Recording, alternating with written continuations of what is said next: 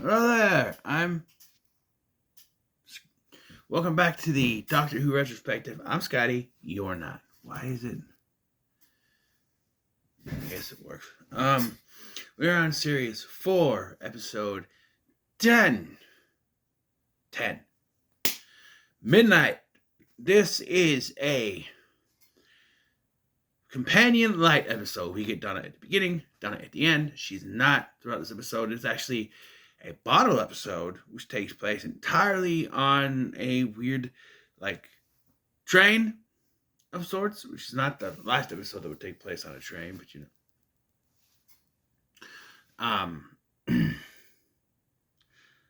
yeah. So a little history here. The Doctor Light episodes are made when they have to do the Christmas special, and then they have to, but they film they film the episode usually at the beginning of the season, so they can film the Christmas special around that time. So, but here they actually did 2 episodes. They did the companion light episode, Midnight, and the next episode, which is a Doctor Light episode, Turn Left. It's a Donna centric episode. Yes. And it's not bad. Neither is this one. This season is actually pretty good. Remember, the only one that really I had doubts about was Planet of the Ood, and that one turned out to not be that bad. So this season, I don't know. A lot of people say season 4 is the best. I kind of have to agree here. There's a lot of good in this season. So Midnight, including Midnight. My son and I watched this a little while back. I was drinking at the time, but after watching it, I commented on Facebook. I'm like, in my Doctor Who Facebook group, why does nobody? I never hear anybody talk about Midnight. It is so good, and people were like, "Oh, what do you mean? We talk about it all the time." Blah blah blah. I'm like, okay, I guess I never hear it personally, but yes. So the Doctor is on this planet. It's a leisure planet, and he is going on some tour while Donna's like, "No, I'm staying behind. I'm in a spa. I'm gonna relax."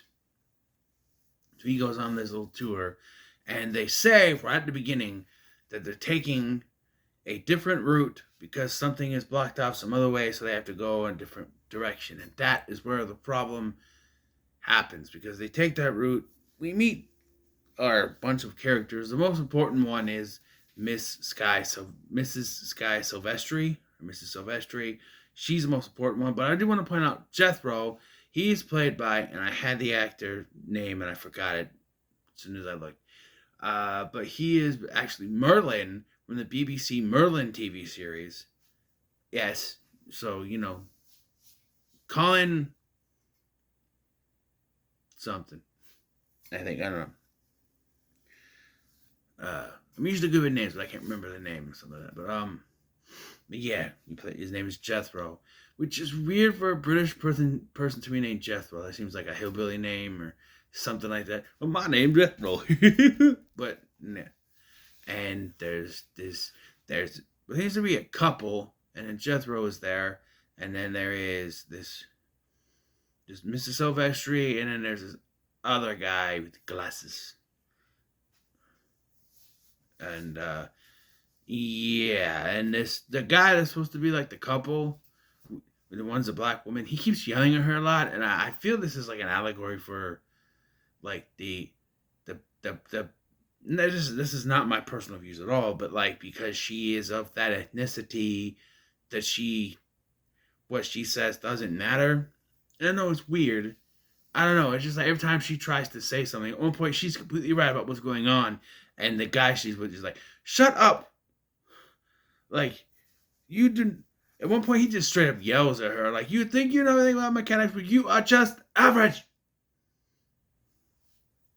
Yeah, so they get stopped on the tracks, and the Doctor goes to check it out with the pilot and the mechanic, and they say that it's just they stopped, and then they call for help, but he looks around and he realizes, no, they're not. They stopped. Something has stopped them, and so they open the visor window. Before, earlier they said that they have to shut it because it's so bright it could vaporize them, but I guess the glass is stable enough to where it could, you know, be able to hold for a little while. So they look, and the mechanic keeps pointing out that he sees shadows moving, but it shuts before they can see anything, really. Doctor's forced to go back there. Then they hear knocking on the door. Knocking on the door. I do like, though, before this, there is like a... Because they said they're going to sit there for 4 hours. Can you imagine? I mean, I guess it'd be the same thing as going on a flight or something like that, but to sit in this train for 4 hours. Donna has it at the beginning. She's like, 4 hours there, 4 hours back. No, thank you.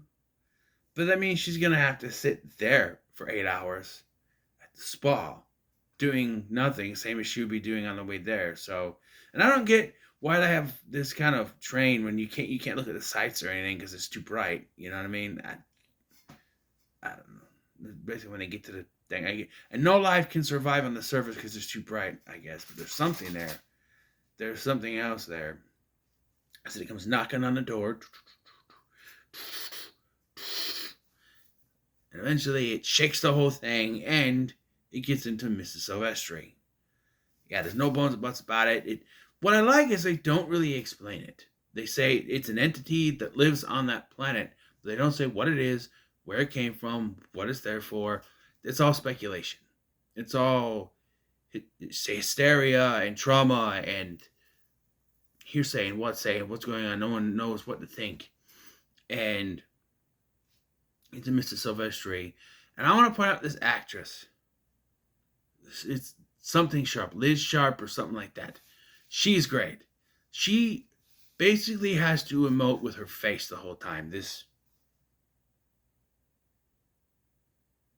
kind of a blank yet sinister face like the whole time. And she's basically just repeating everything the doctor is saying until she's not. And it's freaky as hell. And the music in this that just, such good music from Murray Gold. Just, it gets you like when there's that sting. Because with the doctor, they're all talking and then it's repeating what they're saying. And then it stops and it's just doing what the doctor says. And eventually it just goes to talking at the same time. But how can it do that? So you're going to know what they're saying. And then she starts talking first. And the doctor starts repeating. And that's when that music's singing that or whatever. And then you get their look on their faces. And she's talking first. And okay. I understand that this thing is messing with their minds. And making them think what it wants them to think. But come on. This is not... She has to keep making that face the whole time. She shows no emotion. Just that face. The doctor was all over the place when he was freaking out and trying to tell them that it's her and they think it's him because he showed up and he's not from here and he doesn't have a ticket and blah, blah, blah. And then goes out, they think it's him. And then now it's adding to that hysteria, that paranoia. That's so paranoia. Everybody's trying to get me. That paranoia situation. And just, it's tension. You can cut it with a knife. Right down the middle of that tension. Just, good God, what's going to happen next? Like, Give me a minute. But yeah, and then it's at the point that they're like, we need to throw him out. We got to throw him out. They're like, no. And this is where I said, where that woman, the black woman, tries to say, no, it's her. And she gets told to shut up. And then the hostess is starting, she's sort of, I guess, and then she starts to realize, wait a minute. She is starting to make them into a mob, and she's saying, no.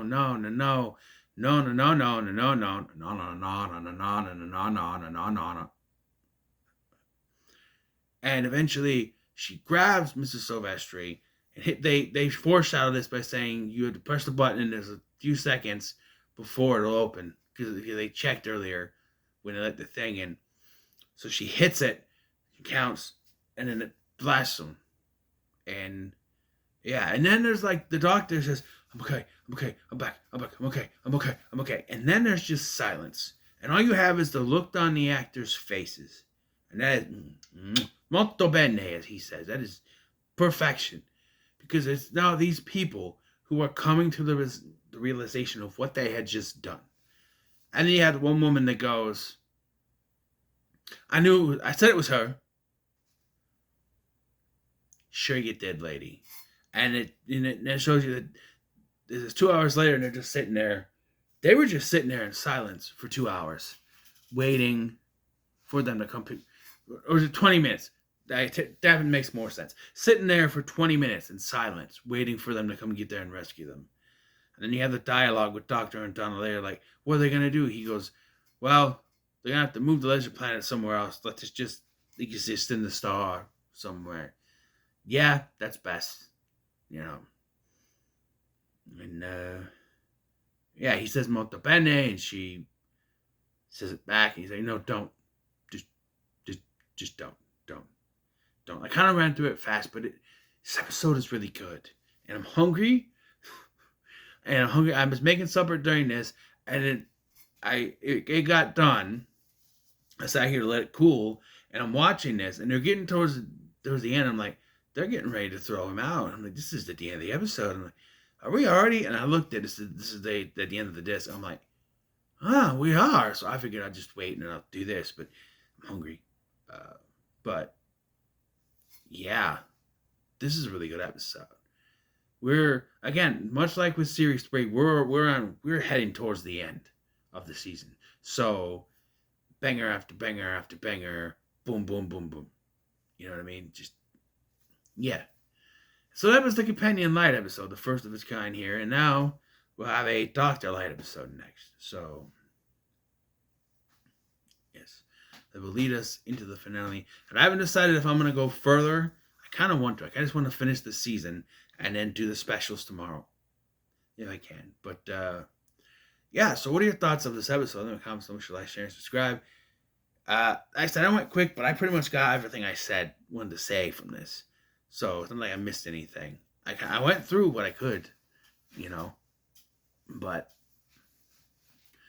so thank you for watching. I was Sky, and I'll see you in the next one.